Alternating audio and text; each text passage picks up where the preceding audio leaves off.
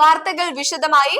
എരുമേലിയിൽ പേട്ടതുള്ളലിന് ഒരുക്കം. മണ്ഡല മകരവിളക്ക് മഹോത്സവത്തിന്റെ ഭാഗമായി ചരിത്ര പ്രസിദ്ധമായ എരുമേലി പേട്ടതുള്ളലിനുള്ള ഒരുക്കങ്ങൾ പൂർത്തിയായി.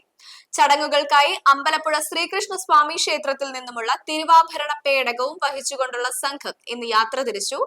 ഭക്തലക്ഷങ്ങളുടെ സാന്നിധ്യത്തിൽ വൈകാരികമായ യാത്രയയപ്പാണ് ക്ഷേത്രമുറ്റത്ത് നടന്നത്. നൂറ്റാണ്ടുകളായുള്ള ആചാരപ്പെരുമയും മതസൗഹാർദ്ദത്തിന്റെ സന്ദേശവും വിളിച്ചോതിക്കൊണ്ടാണ് അമ്പലപ്പുഴ സംഘം എരുമേലി ലക്ഷ്യമാക്കി നീങ്ങുന്നത്.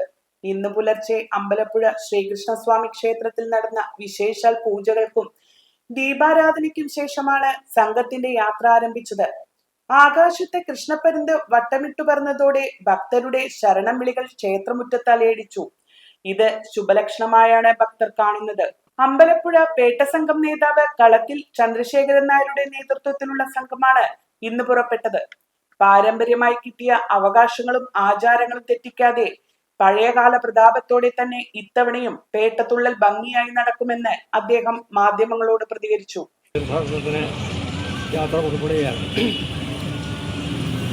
ജലഘോഷയാത്രയായിട്ട് പതിപോലെ തന്നെ ജലഘോഷയാത്രയായിട്ടാണ് നമ്മൾ ഈ വർഷവും ഇവിടുന്ന് യാത്ര തിരിക്കുന്നത്. 13-ാം തീയതി വൈകുന്നേരത്തോടുകൂടി മരക്കൂട്ടത്തിൽ ചേരുന്ന സംഘത്തെ പോലീസിൻ്റെ അകമ്പടിയോടുകൂടി 18-ാം പടിയിൽ ആനയിച്ച് പ്രത്യേക ഇതുവഴി ഞങ്ങളെ പടികയറ്റുന്നതിനും ദർശനം നടത്തുന്നതിനും എല്ലാ സൗകര്യങ്ങളും ബഹുമാനപ്പെട്ട ദേവസ്വം ബോർഡും ഗവൺമെൻറ്റും പോലീസ് ഡിപ്പാർട്ട്മെൻറ്റും എല്ലാം ചെയ്തു തരുന്നുണ്ട്. അത് ഈ വർഷവും പതിവ് പോലെ പൂർവാധികം ഭംഗിയായി നടക്കും. അതിനുള്ള ഓർഡറുകളെല്ലാം ഞങ്ങൾക്ക് കിട്ടിയിട്ടുണ്ട്. ക്ഷേത്രമുറ്റത്ത് നിന്നും പുറപ്പെട്ട സംഘത്തിന് വഴിനീളെ ഊഷ്മളമായ സ്വീകരണമാണ് ലഭിക്കുന്നത്. വിവിധ സ്ഥലങ്ങളിലെ സ്വീകരണങ്ങൾ ഏറ്റുവാങ്ങി സംഘം എരുമേലിയിലെത്തും. കന്നി അയ്യപ്പന്മാരും മുതിർന്ന ഗുരുസ്വാമിമാരും ഉൾപ്പെടെ വലിയൊരു നിര തന്നെ അമ്പലപ്പുഴ സംഘത്തിനൊപ്പമുണ്ട്.